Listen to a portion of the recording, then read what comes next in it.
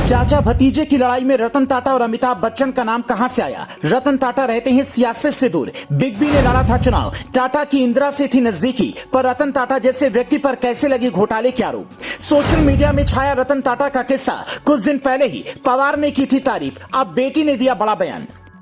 रतन टाटा सियासत से कोसों दूर रहते हैं। अमिताभ बच्चन ने कभी चुनाव भी लड़ा था, पर रतन टाटा ने कभी इसमें हाथ नहीं आजमाया। बावजूद उसके महाराष्ट्र में चल रही चाचा भतीजे की लड़ाई में रतन टाटा का नाम कैसे आया, यह हर कोई जानना चाहता है। तो वो बताएं, उससे पहले सुनिए रतन टाटा ने सियासत में न आने को लेकर क्या कहा था। फिर ये भी बताते हैं कि रतन टाटा का नाम किन बड़े घोटालों से जुड़ा था। साल 2014 में एक प्रोग्राम में रतन टाटा ने कहा था, मेरे गुरु जे.आर.डी. टाटा की तरह मैंने कभी राजनीति पर विचार नहीं किया। मैं राजनीतिक व्यक्ति होने के लिए उपयुक्त नहीं हूं और इसमें मेहनत नहीं करना चाहता। वहां का पानी बहुत गहरा है। मैं भविष्य में एक ऐसे व्यक्ति के रूप में याद किया जाना चाहूंगा जिसने कभी दूसरों को चोट नहीं पहुंचाई और व्यवसाय के हित में सर्वोत्तम काम किया।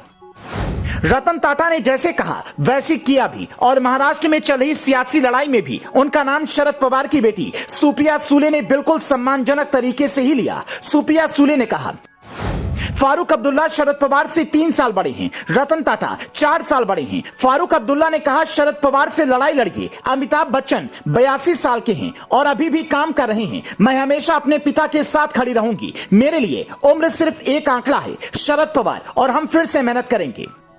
रतन टाटा की यही वो छवि है जो हर किसी को पसंद आती है। कुछ दिन पहले शरद पवार ने कहा था, जब हमें सत्ताधारी पार्टी की आलोचना करनी होती थी तो पहले हम रतन टाटा बिरला का नाम लेते थे। टाटा का देश में योगदान है, आजकल अडानी का नाम लिया जाता है। ऐसे में सोचना होगा कि अडानी का देश के विकास में क्या योगदान है। आज राहुल गांधी जोर शोर से अंबानी अडानी का नाम लेते हैं। कभी ऐसे ही विपक्ष भी नारे लगाता था कि टाटा बिरला की सरकार नहीं चलेगी, पर वो दौर गुजर गया और आज विपक्ष हो या सत्ता पक्ष, हर कोई रतन टाटा का कायल है।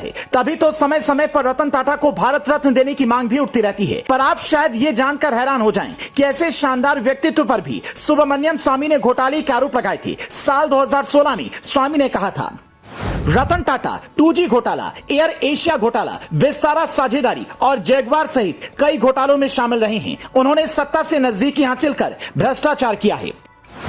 हालांकि बाद में सीबीआई ने खुद यह कहा कि रतन टाटा की कंपनी ने नियमों में कोई अनदेखी नहीं की है। अब 85 साल की उम्र में रतन टाटा मुंबई की कोलाबा में समुद्र किनारे बने सफेद बंगले में रहते हैं, जहां पर उनका ड्राइवर भी मर्सिडीज कार से आता है। कहा जाता है कि 3 फ्लोर के इस बंगले के निचले हिस्से में लिविंग रूम है, दूसरे फ्लोर पर 3 बेडरूम, ऊपर के फ्लोर पर लाइब्रेरी और एक मीडिया रूम भी है, जहां रतन टाटा लोगों से मुलाकात करते हैं। उनकी सादगी के कई किस्से अक्सर सोशल मीडिया के जरिए सामने आते रहते हैं।